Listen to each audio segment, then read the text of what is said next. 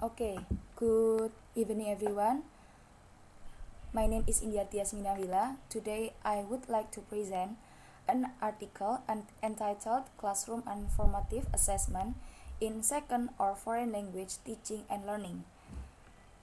This article from Somaye Ketabi and Saeed Ketabi 2014.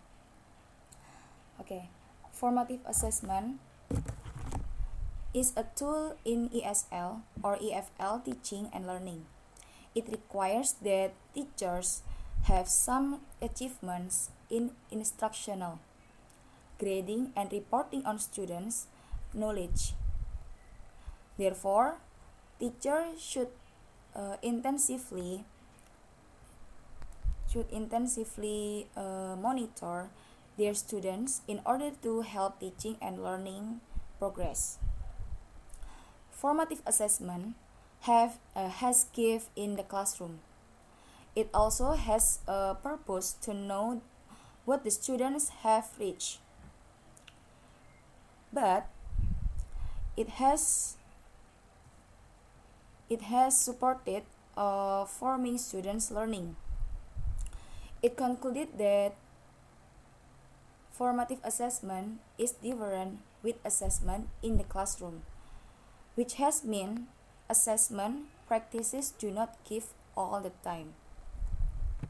For the introduction, from Fletcher and Davidson 2007 stated that teachers should continuously assess their students in order to help teaching and learning progress.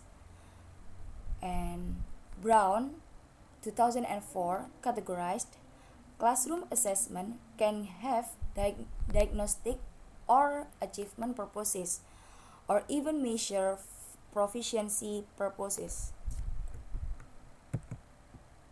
There are three lists of contents that I will explain to you. First, definitions of assessment. Second, types of assessment. And the last one, the effects of formative assessment on EFL or ESL teaching and learning. Okay. Talking about assessment, it means a thing that makes students confused, bored, or sometimes they are afraid about preparing and making exams, that also make teachers feel tired. Okay, from Benchman 2004 defined that assessment is a process of collecting some information about something that are interested in, according to procedures that are systematic and substantially grounded. The result of an assessment procedure can be a score or a verbal description.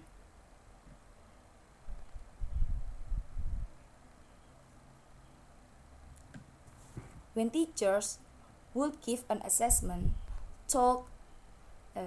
thus they have some questions in their mind, such as when and how often shall we assess the students, or how should we conduct an assessment procedure. According to Huta in Spolsky and Hull 2008, referred to assessment as all kinds of procedures used to assess individuals.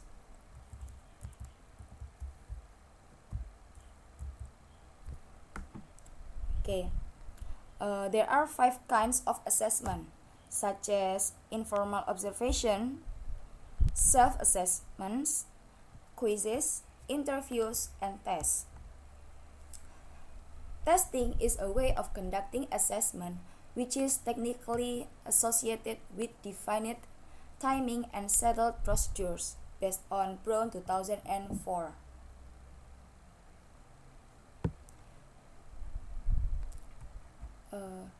In an assessment task, teachers usually have some questions in their mind, such as when and how often shall we assess the students, or how should we conduct an assessment procedure. The question of what and why rarely come to teachers' mind. There are 3 kinds of assessment in using of language assessment. based on Bachman and Palmer 2010.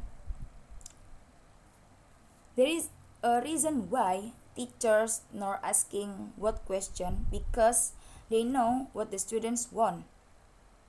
They also not asking why question because they know and consider the reason of assessment for their students.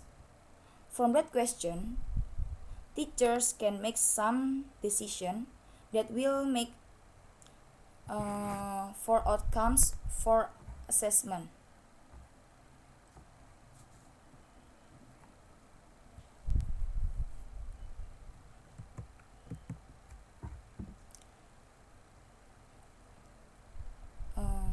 Three kinds of assessments are micro-evaluation. It is to make decisions for individuals, and second, macro-evaluation is to place the students into appropriate course of study and to make changes in instruction. The third, for other stakeholders, is to predict future performance of test takers and to make changes in educational programs. In the following sections, classifications of assessment are presented based on the decisions which are going to be made according to their outcomes. Okay, this is the first type of assessment. First, formal and informal assessment.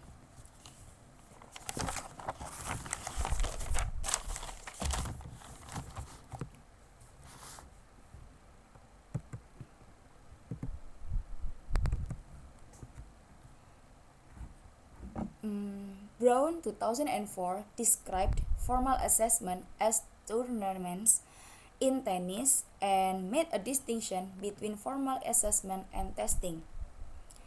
It means that formal assessment is clearly planned and designed to get information about students' achievement in their times.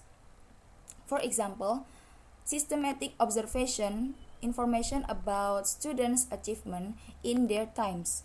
For example,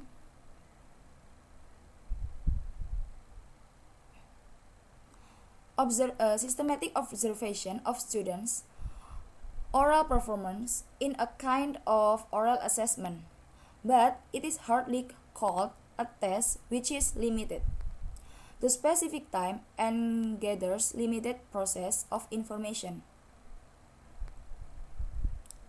For other examples of formal assessment, such as standardized tests, criterion reference tests, norm reference tests, and aptitude tests. Harris and McCann, 1994, used tests as a synonym for formal assessment. Tests are taken in order to, first, understand whether a student is ready to go to next level. Second, know about problematic areas. Third, figure out what the students have learned. And the last one is compare the students. Murcia in Cohen, 1996. It has a problematic about test or formal assessment. Students have considered as enemies to their competence are usually afraid that they will not perform successfully in tests.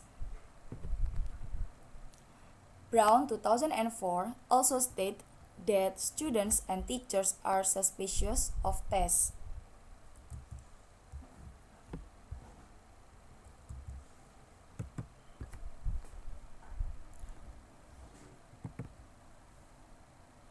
They cannot see relationship between formal tests and teaching and learners' progress.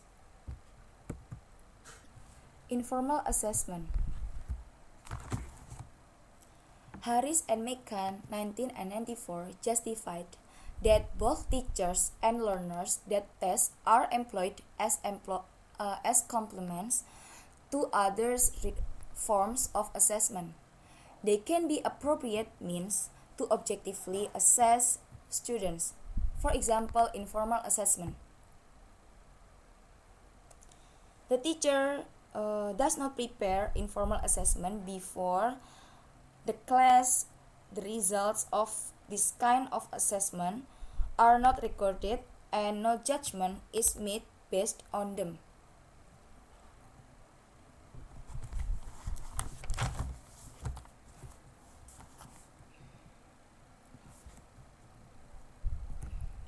Brown 2004 defined that informal assessment includes occasional and unplanned comments and feedbacks. He also added that it consists of various types of feedback, for simply saying "nice job" to giving some detailed comments about students' performance.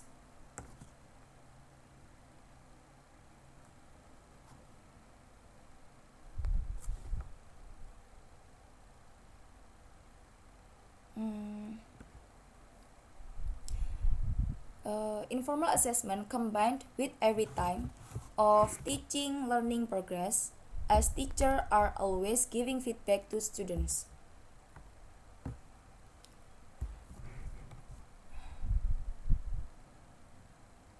Harris and McCann 1994 has different definition for informal assessment.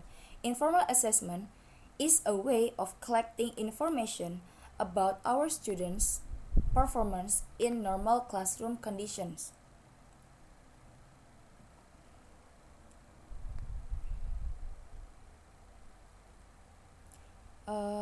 Harris and McCann 1994 also point out unplanned and unsystematic informal assessment cannot be effective.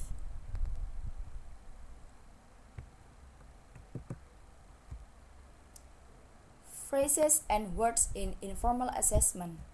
There are 4. First, collecting information. Second, performance. Third, normal classroom condition. And the last one, continuous. Collecting information. It is gather process of evidence about students' knowledge. Second, performance. Students perform tasks and the teacher gives their feedbacks by direct observation. This performance is not done under pressure. Third, normal classroom condition. Informal assessment is done without establishing time limit and formal test rules. And the last one, continuous. It is an additional data provided by day-to-day observation. In a free condition is needed to reach a reliable decision about students' performance.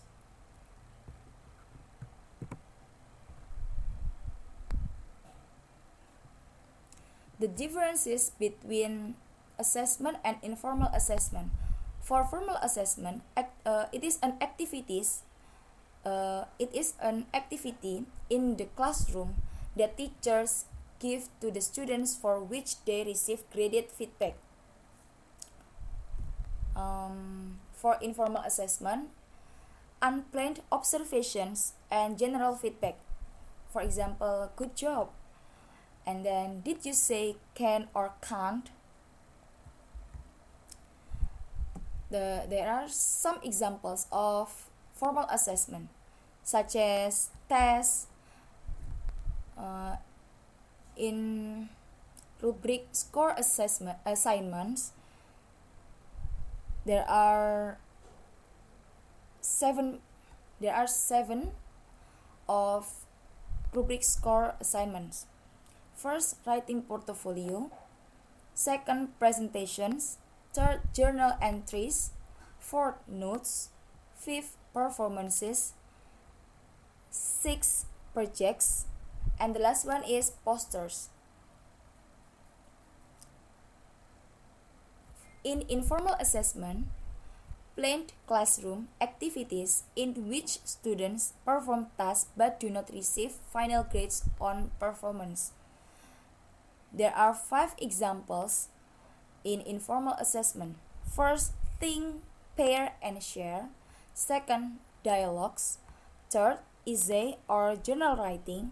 Fourth, note taking. And the last one is group or partner work. Summative and formative assessment.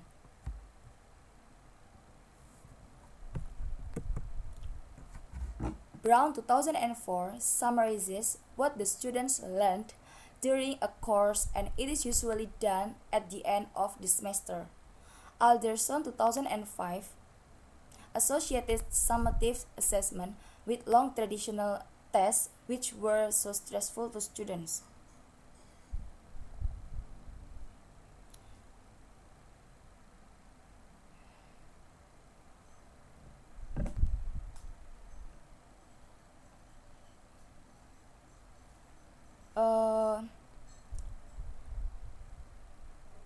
There are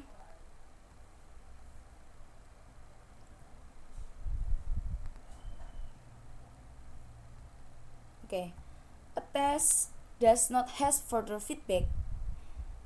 It means that a test does not have further feedback, and collecting score is used to facilitate learning and teaching. Second, other examples of summative assessment such as tests, final exams, reports, papers, and the last one is end of class projects. In final exams, we can include questions from the first week or 2 of a course to ensure students retained introductory informations. In paper, students can pull from a making period of learning to apply the topic.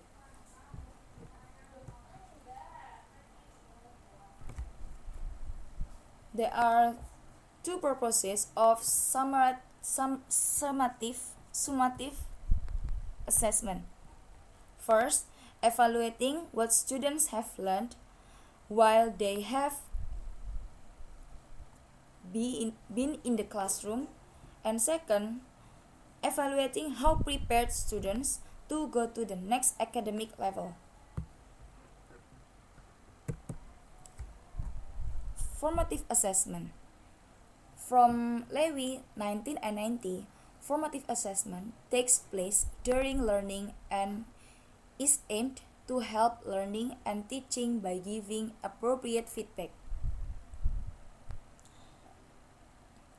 Mitko 1993, there were 2 purposes of formative assessment, such as selecting or modifying learning procedures and choosing the best remedies for improving weak points in learning and teaching. Gattulo 2000, there were 3 characterized formative assessment as multi-phase process. Multi-phase process provides feedback and modifying teaching activities. In multi-phase process is carried out on a daily basis through students-teacher interaction. Provides feedback for immediate action, and modifying teaching activities to improve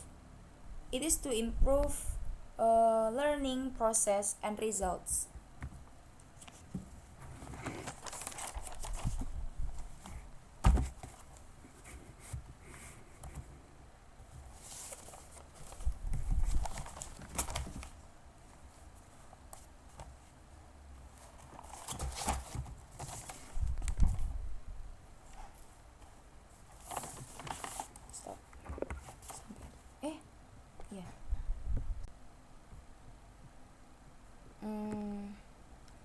Around 2004, most of classroom assessment is formative and students form their knowledge by analyzing and internalizing teachers' comments.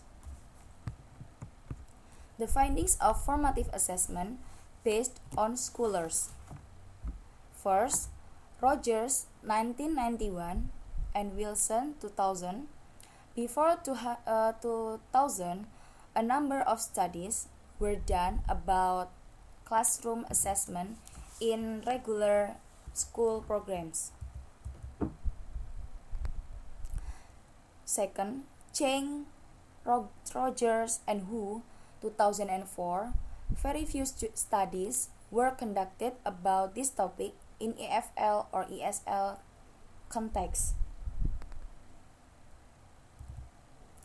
Rhea Dickens and Gardner 2000 pointed to compare to other topics in language testing, formative assessment had received less attention.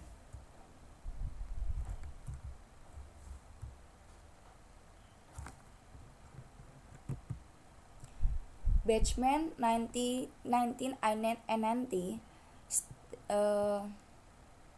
state that types of feedback received by students could affect the results of future formal tests. Palmer 1996 focused on feedback and the relation between formative evaluation and formal tests.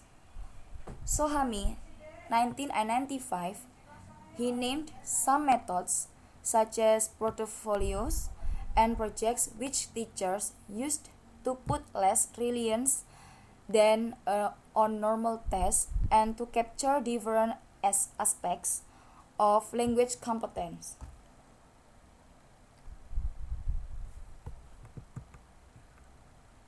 The differences between summative assessment and formative assessment. For summative assessment, used to determine at a particular point in time what students know and do not know. And there are 4 examples of summative assessment. First, final exams. Second, midterms exams. Third, portfolios. And the last one is papers. For formative assessment is a part of instructional process. There are 4 examples of formative assessment. First, quizzes. Second, observations. Third, classwork or homework. And the last one helps teacher modify future lesson planning based on learners' need. Both are ways to assess.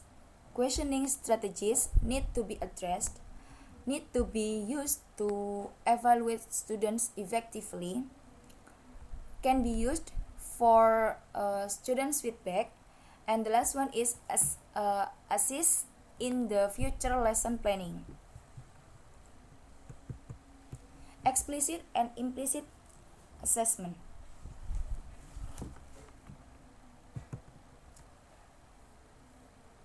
For implicit assessment, both teacher and students may be unaware that assessment is taking place.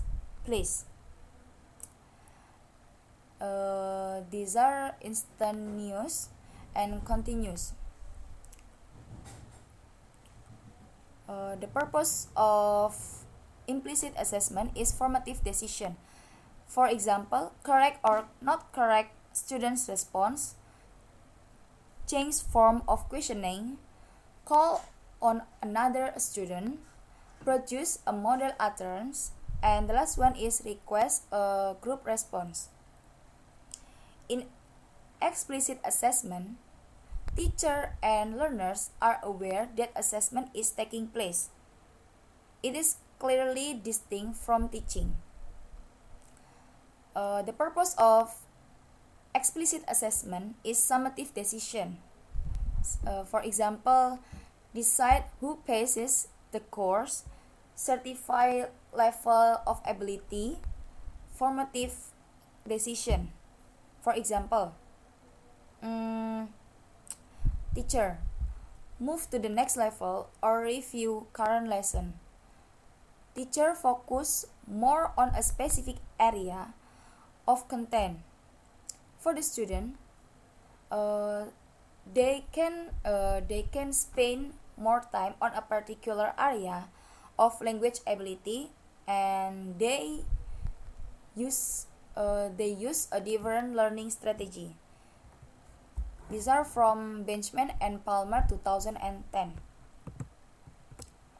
Classroom assessment.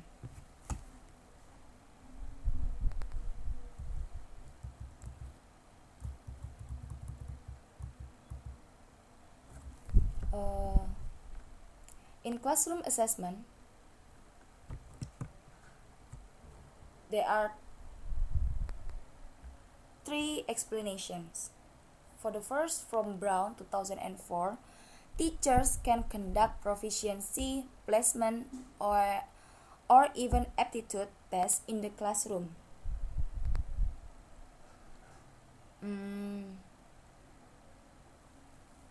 Benjamin and Palmer's 2010, classroom assessment can be either explicit concerned about summative decisions or implicit focused on formative decisions. Black and William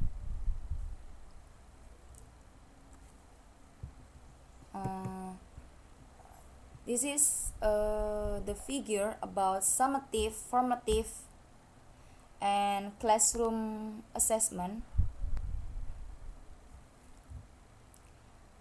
Summative assessment can be a part of classroom assessment if teachers collecting score as the most important of assessment in the classroom and do not provide further feedback for the students. When teachers are forced to collect scores for the administration center, or even the syllabus imposes final or midterm exams with the purpose of measuring attainment of achievement. Summative assessment is conducted in the classroom. Formative assessment is providing feedback is focused, but stressful situation created by these exams hinders the students to perform they want. The problem is mostly observed is crowded classes where teachers do not have enough time to observe all the students and on students perform and provide feedback from them. In these classes, the most feasible way to collect information on students' performance is supposed to be tests.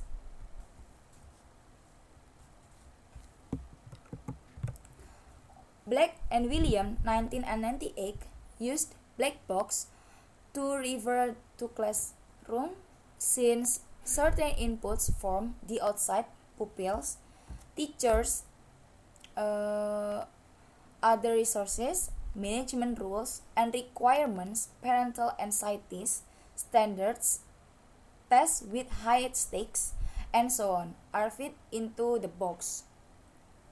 Some output are supposed to follow pupils who are more knowledgeable and competent, better test results. Teachers who are reasonably satisfied, and so on are fit into the box.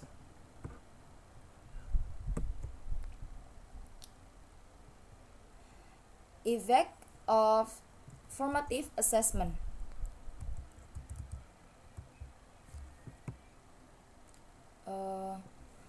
Black and William from Black and William 1998 reviewed more than 250 articles and books to examine the effect of formative assessment on students' performance. They found that employing different methods to assess the students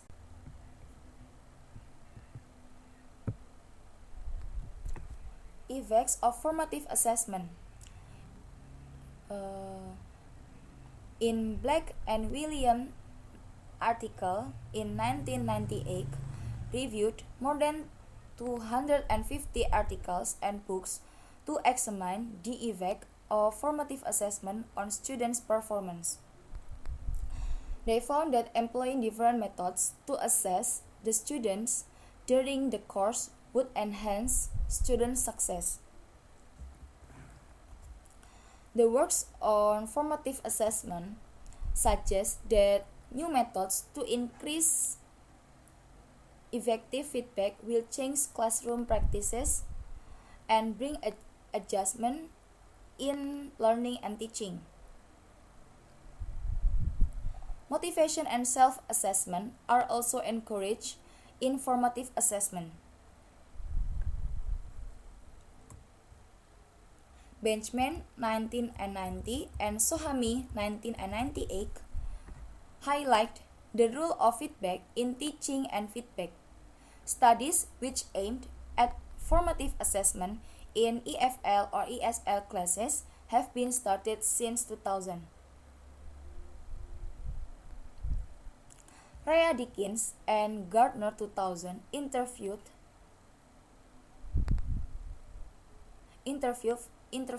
EAL English as an additional language teachers and observed their classes and found that decisions made based on students' performance in classroom were important.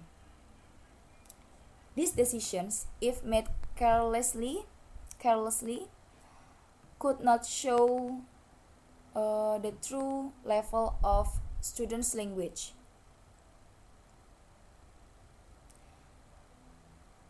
They also questioned the reliability and validity of of classroom assessment and mentioned that different procedures should be employed to assess these elements. In fact, the validity of the inferences about the way in which the children use language seems to be equally important.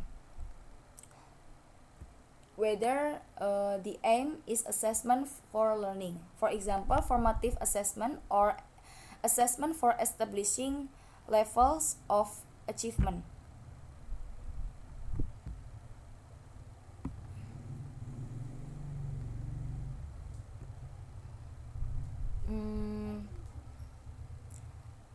To construct the formative assessment and the teachers need the teacher skills to know in order to conduct this kind of assessment were first opened up for discussion.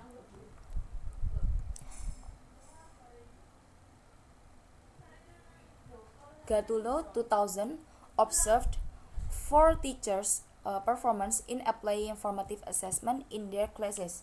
He focused was just on children's classes and the techniques used in other age groups were not considered.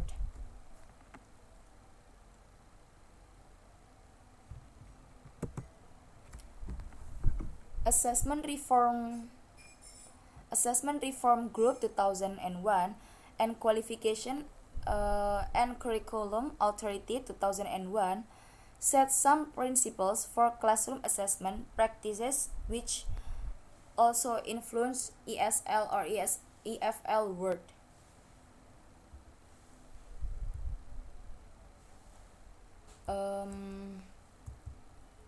They emphasized on continual nature of formative assessment and its integration with learning. Leung and Mohan 2004 conducted a case study in EAL schools. Through observation of different classes, they concluded that the teachers and students could decide on rather then guess, further stage of learning, and weak and strong points by the use of discussion, peer assessment, and formative techniques of assessment rather than standardized testing. More investigation was needed about classroom assessment. Chang, Rogers, and Hugh, 2004, conducted a study on classroom assessment in 3 language settings: Canada, Beijing, and Hong Kong. This issue would become more essential if large number of students, influence of formal testing, and central role of style of assessment in learning and teaching processes is considered. In their survey, purposes, procedures, and methods of classroom assessment were investigated. Through purposes sampling, university teachers from 3 different language settings, English dominant, bilingual, and Mandarin dominant, were chosen. Altogether, 461 questionnaires were gathered, but 267 questionnaires were returned to the researchers. The findings showed some complexities of classroom assessment which vary within different settings. Factors such as matter of the courses, testing experiences of instructors, levels of students, and the role of external testing can also influence classroom assessment. Okay, 2006 conducted connection research and showed that formative assessment was significantly effective in promoting learners' motivation and performance. He also suggested some hints to improve the quality of formative assessment, such as performing needs analysis and formulating assessment plan. It is added there was no indication of better technique in performing formative. However, Black and William 1998 showed that practical problems in classroom